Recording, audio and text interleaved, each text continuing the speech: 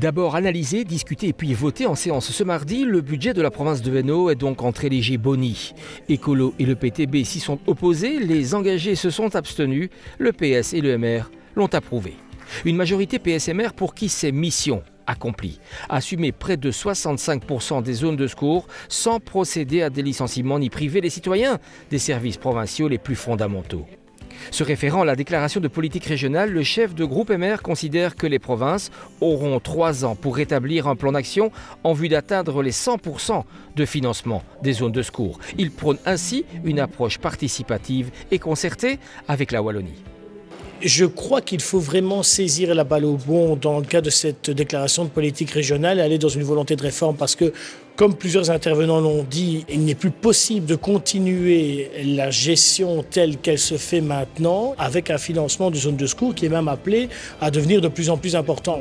Alors, ce qu'il faut faire à un moment donné, c'est ce que la déclaration de politique régionale nous demande de faire, c'est de nous mettre autour de la table, de réfléchir, d'envoyer des propositions de travail pour maintenir les services, maintenir la proximité des services, défendre notre personnel. Côté PS, si la province a su garder la tête hors de l'eau au cours de cette législature, c'est avant tout grâce à l'investissement de son administration, signe d'une parfaite résilience. Par contre, on y voit plus la DPR comme un danger aux conséquences certaines sur le personnel provincial, mais aussi sur le pouvoir fiscal des provinces. Ce qui est inquiétant, c'est la DPR, ce que nous réserve le gouvernement MR engagé, des mesures qui ne tiennent pas la route, des effets d'annonce. Pour moi, il y a une feuille de route, mais on n'a pas encore été en profondeur et donc ces effets, ils plaisent. Dire qu'on va supprimer un échelon de pouvoir, ça plaît parce que voilà, c'est sexy de parler comme ça, parce qu'on a le monde des politiques est parfois égratigné, mais derrière tout ça, il y a des centaines de services qui sont rendus chaque jour pour les énuyères et les énuyés. Et ça, effectivement, ça me fait peur. Pour Écolo, le collège n'a eu d'autre choix ces dernières années que de puiser dans des réserves qui, au fil des ans, se vident alors que les dépenses augmentent, notamment en matière de zones de secours. En fait, l'avenir maintenant de la province, il est dépendant des décisions qui vont être prises à la région. La province n'est plus maître de son avenir. Et notamment, si la région décide d'accélérer le tempo sur le financement des zones de secours, la province en fait n'aura plus aucune marge de manœuvre. Derrière le financement des zones de secours, ce sont les communes qui ne doivent plus les financer et qui peuvent mener d'autres projets qui sont super importants pour la population. Les engagés, eux, se sont donc abstenus, non sans une pointe d'optimisme et de solidarité quant à l'avenir de notre province. Les pistes, c'est une meilleure répartition des compétences pour éviter les doublons.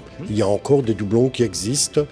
Il y a encore des choses qui doivent être améliorées et orienter les choses de la province, notamment dans les métiers de la sécurité, qui doit être vraiment son core business, parce qu'il y a cette dimension supralocale, parce qu'il y a cette dimension des 3 zones de secours au niveau de la province et qu'il est important qu'elles soient mieux coordonnées, qu'elles travaillent mieux ensemble.